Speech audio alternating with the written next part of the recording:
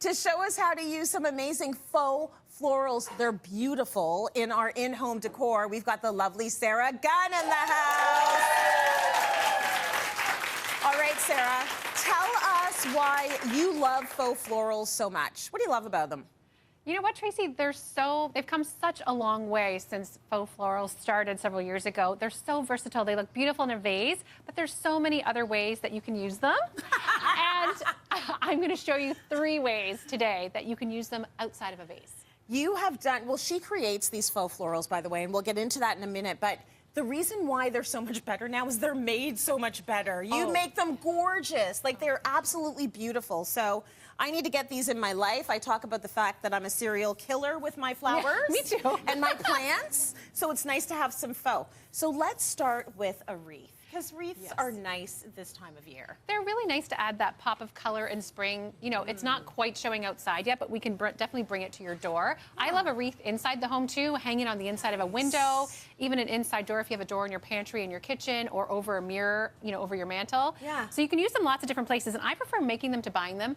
It's often a little less expensive, and then you can customize them to your color scheme. I find some of the ones that you buy in the store that are already done are a little busy for me. They're a little busy. They can be a little tacky. Well, so this way you can do it the way you want to do it. Yeah, exactly. And I love using hydrangea because the blooms are so full, you'll have to buy a lot less of them. So that's going to save you some money, too. It's a cheat. It is. Yeah. So you'll get them usually in these really long stems like this, and you're just going to take your wire cutters and you're going to cut them so that you have about this much length on it, a few inches. So you don't want it to be too long because you are going to be fastening that. Right. And you're just going to take your wreath form. Do you want to show us what this is? Like, where do you get these? Just craft store? Any craft supply store. Oh, absolutely. Or my basement. or your basement.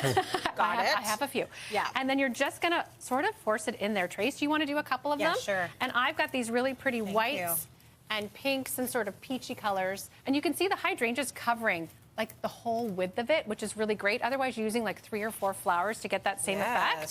Want to do another one? Very nice. And you're just going to alternate the colors. And the other great thing about hydrangea, too, is that they come in so many different colors. You could do lilacs, blues. You could go with a really neutral white. Blue would be nice. I mean, that's kind of probably going to happen at my door this spring, yes. Right?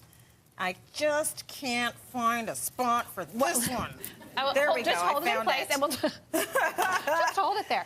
And then it. some of these branches will have leaves on them left over from when you trimmed them. Yeah. And then you can just take those and just sort of tuck those in behind. And you can see on the door here, the completed one, you've got that really full, pretty spring look, and the greenery sort of adds a little bit of dimension too, which is really nice and pretty. Beautiful. And how, like, so easy. Yes. So simple. It's literally 6. Yes. Right? Yes. 6 big hydrangeas, which is gorgeous. Covers the whole thing. Okay, an easy wreath you can do inside or outside your home. What is our next faux floral craft? Okay, this is something I've wanted to make for a really long time. Yes. This little guy right here, it's called a Floral Cloud, and they're very trendy right now. Yeah. You can make them in all different sizes. I see them suspended over dining room tables, at a party over maybe the dessert table, in a child's bedroom, you know, tucked in a corner, outside.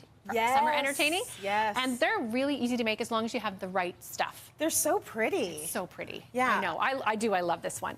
Okay, so what do we need to make these? So first off, you're going to want chicken wire. And believe it or not, you can get this at any craft supply store, hardware store, whatever. It comes in rolls. Okay. And you're going to cut a piece smaller than what you want your floral cloud to be, because those flowers are going to add a lot of fullness to this. Got it. So you're going to roll it into a cylinder.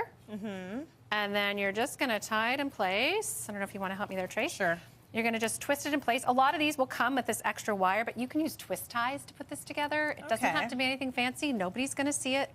Yeah, no, when I was looking at the one that you have hung, I didn't even know what was fastening it together. So you can't see it at all. No, you can't. Which is great. So then you're going to end up with this cylinder shape. Yep. And then you think about what type of flowers to use. You really want to use small, delicate flowers for this sort of thing, because they're going to add that fluffy cloud effect to it, which is so pretty. And thank you, Trace. And then if you just hold it there, Yep. and then you just, if you want to put some on that side, I can hold it. Oh, we're going to do one at a time. Yeah, you do one at a time. Oh. Just sort of filling it in. No problem. Mix, and you can do all one color. You can mix a couple of different colors as long as they're the same sort of richness. So you need to think about how many of these that you actually need. You need a lot. Right? Because you want it to be full. You do. And you want to take a step back. So we've got the finished one here, and as you're building it, you want to take a step back, look at it from all sides and see if you have any spaces to fill from underneath too, because people are going to be seeing it. Right. And then you can suspend it on something like this. These are very trendy right now for events. And believe it or not, you can get this from IKEA now. And it's adjustable to your table size and it's very budget friendly. So that's how we've hung this one. Yeah. With just some clear hanging wire, you can use like fishing line, something like that. So I know the studio lights are kind of highlighting this, but at home you won't see it, so it really does look like it's floating. Something clear, and you know what? You don't even see it that hardcore. Like I would put I was saying, like for graduation. Yes. For my daughter's graduation in the She's graduating. backyard. Oh, I can't believe it either. Well, it's just grade 8, but still, it's something. It's a big deal. So like one of these and like these beautiful clouds all over, and then Yes. you have like a photo wall. Like this becomes the place where you take all the photos. It's gorgeous. So pretty. I love that. Okay, let's talk about our last one. We're gonna make a beautiful basket. Yeah, you know, the nice thing about faux florals too is you don't need to put them in water. So you're not stuck with just using a vase. You can use all sorts of different things to put them in. And I love baskets. Yes. You know, I love the texture that they add. You can do all different sizes, but there's a couple things you want to keep in mind when you're shopping for a basket for faux flowers. Okay. You don't want the height to be too high, because then it's going to compete with the flowers on the top and they're going to get lost. You also want to make sure that they're a cylinder shape, because if they're tapering too much, it makes it look like the flowers are getting strangled. Yes. And that's not pretty. No, and I do that a lot when I'm picking out the vases. I'm like, I can't find the right one. The ones that are just a circle are the best. Like a cylinder are the best. Exactly. And I love looking at vintage stores, antique stores for baskets. This one I found at one near our new house. Like I always say, my son and I love to go antique shopping. I think this was $6. So you get really good prices on them in vintage shops a lot. They have a lot of texture. I even love that the paint's chipping on it a little bit. It adds a bit of interest. Yeah. I like that you raised good sons that'll go antiquing with you. I know, right? Those are good boys. Well, okay, 1 out of the 4. Okay, all right. That's not bad. That's not bad. We'll take it. Very good. Yeah, and then think about what you're going to put in them. So this time of year, I love berries. And when you're shopping for berries, you want to look for ones that have really soft colors, like these. These ones are Gunn & Co. Yeah. And if you want to just keep your design in a basket and you're going to leave it there, you could take some of this chicken wire, actually, put it in the bottom, trim these to size, and really set them in place. Yeah. But I like to move things around a lot. Yes. So instead of cutting these and then you're limited, just bend the stems. I would be worried about cutting them too. If I don't have to, I'm going to bend them. 100%. Right? These are lasting forever. Yes. There's a reason why they're faux. Yes. And you want to just spread them out a little bit. Nice. And then you're just so simple. Going to place them in the basket. And this is really good for that cottagecore trend that everyone's doing right now, the country sort of feel in your home, especially this time of year. And you can set it on a coffee table, a centerpiece. If you do an oversized basket, sorry, I even have one on the floor by the bench by the front door. There's so many different ways that you can use it. Nice. And it just feels really...